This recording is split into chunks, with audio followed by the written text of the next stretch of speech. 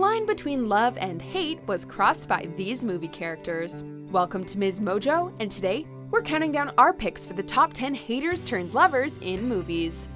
Before we begin, we publish new content every day, so be sure to subscribe to our channel and ring the bell to get notified about our latest videos.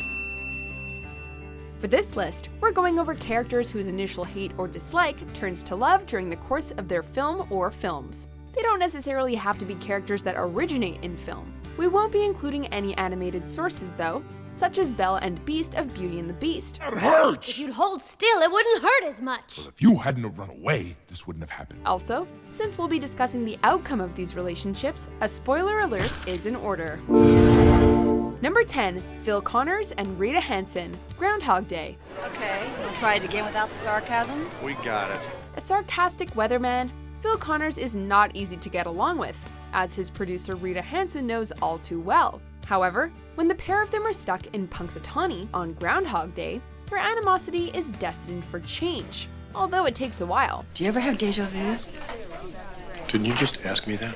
Phil becomes stuck in a time loop, repeating the same day over and over. During his time spent in Groundhog Day, Phil falls for Rita, and during several loops, he romances her. But it isn't until he finds true happiness and love for her, and she for him, that he's able to escape and start a life with her. You're here. I'm here. Number 9, Ron Weasley and Hermione Granger, the Harry Potter franchise. And you are? Ron Weasley. Pleasure.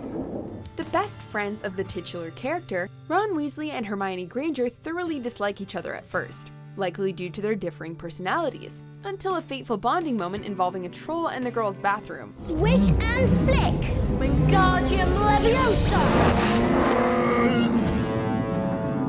After becoming friends, they still bicker back and forth, but with an element of sexual tension that rears its head every so often, even if both seem in denial about it. Ultimately though, it takes another near-death experience for them to admit their feelings for each other, and finally kiss in the last film, which leads to a long marriage and children together.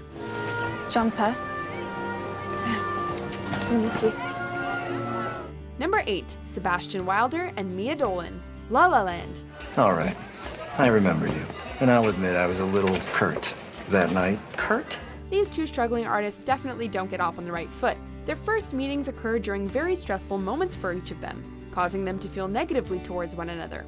However, Mia and Sebastian's continued run-ins cause them to discuss their passions, acting and jazz respectively, and their passion for each other blossoms in turn. In the end, what brought them together serves to break them apart though, as their pursuit of their dreams leads to their breakup, even if their love endures. I guess we're just gonna have to wait and see. Number 7, Patrick Verona and Katarina Kat Stratford, 10 Things I Hate About You. Are you following me? Kat Stratford is an antisocial loner, whose father bars Kat's sister Bianca from dating unless Kat dates someone too. This leads some guys to pay bad boy Patrick Verona to pursue Kat. Do you even know my name, Screwboy? I know a lot more than you think. They're initially quite hostile to each other, verbally sparring with one another. Despite Patrick's efforts to win her over, Kat starts to warm to Patrick, and he begins to genuinely like her, beyond the financial motivation. Although Kat breaks it off when she learns why Patrick started dating her, her feelings remained, and they ultimately reconcile. You can't just buy me a guitar every time you screw up, you know. Yeah, I know. But then you know there's always drums and bass and maybe even one day a tambourine. Number 6, John Bender and Claire Standish, The Breakfast Club. You Richies are so smart. That's exactly why I'm not heavy in activities. You're a big coward. In fairness to these two, you don't really expect to meet someone in detention. Each of them is guilty of judging each other, as well as their fellow students, by stereotypes. Claire is the spoiled, rich, popular girl, and Bender is the delinquent. The latter lives up to the label by generally being a jerk to everyone around him, particularly Claire, whom he drives to tears several times. So you just stripped to the things that you know. Shopping, nail polish, your father's BMW, and your poor, rich, drunk mother in the Caribbean. However, as the detention wears on, they get to know each other better, and come to understand why they are how they are, ultimately finding common ground and a budding attraction.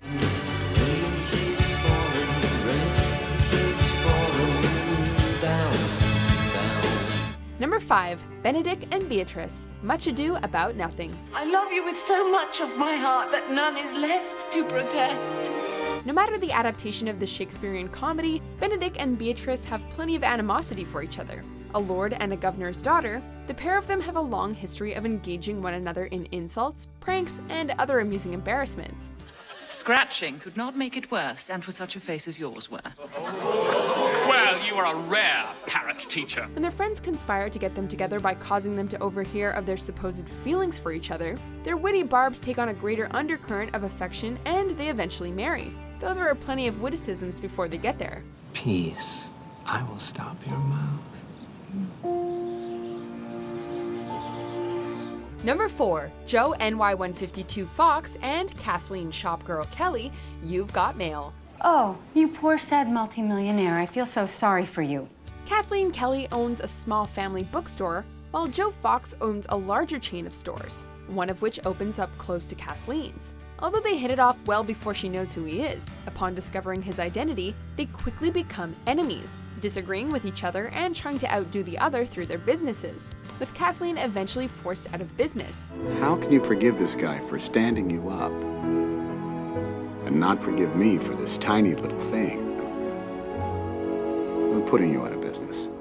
Yet they're also falling for each other while chatting online through anonymous emails, which Joe eventually discovers. After trying to improve her opinion of him, Joe reveals who he is, leading them to start a relationship. Where troubles melt like lemon drops, way above the chimney tops. Number 3, Harry Burns and Sally Albright, When Harry Met Sally. Is that men and women can't be friends because the sex part always gets in the way. When Harry met Sally, they didn't get along at first. Harry's bluntness and sarcasm clashed immediately with Sally's proper and high-maintenance nature.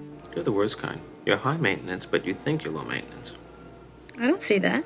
The duo argues nearly every time they encounter each other over a decade or so, though it becomes increasingly good-natured, to the point where they become friends. However, Harry holds that it's impossible for men and women to have true friendships. Despite dancing around one another, setting each other up with their friends, and even sleeping together, they take a long time to realize their love for each other, but Harry and Sally manage it, making for one of the better romantic comedy pairings ever.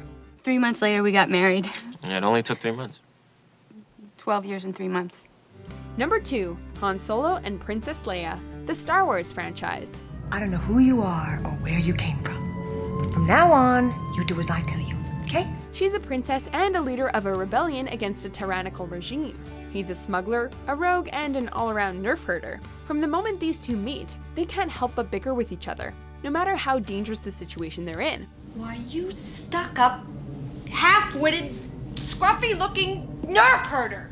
Yet, their attraction is equally as irresistible. I love you. I know.